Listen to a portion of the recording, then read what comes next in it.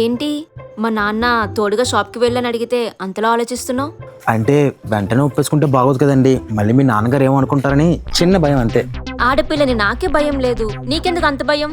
ఆయన మీ నాన్న కాబట్టి మీరు భయపడట్లేదు, నేను భయపడేది తప్పదు. ఏంటి ఎక్స్ట్రాలా? అవునండి, ఈ మధ్య కొంచెం పొట్టొచ్చినట్టే ఉంది.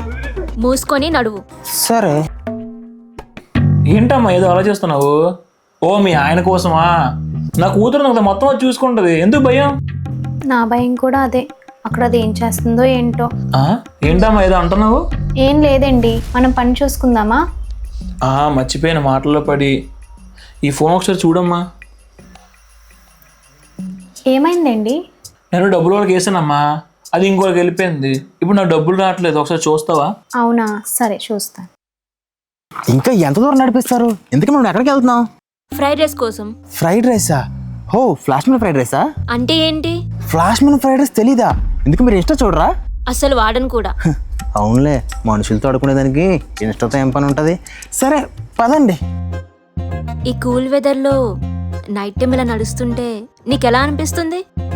ఎలా అనిపిస్తుంది అంటే నడుస్తున్నట్టే ఉంది. ఇంకా అంటే కొంచెం చల్లగా ఉంది. స్విగ్గీలో ఆర్డర్ పెట్టుకుంటే పోయేదానికి అనవసరంగా నడుస్తున్నామేమో అనిపిస్తుంది. నీకేమే పడలేదు కదా? ఈ విషయం మీకు ఎలా తెలుసు? నిన్ను చూసినప్పుడే నాకు అర్థమైంది. ఏం అర్థమైంది? నువ్వు పెద్ద ట్యూబ్లైట్ అని. ట్యూబ్ లైటా?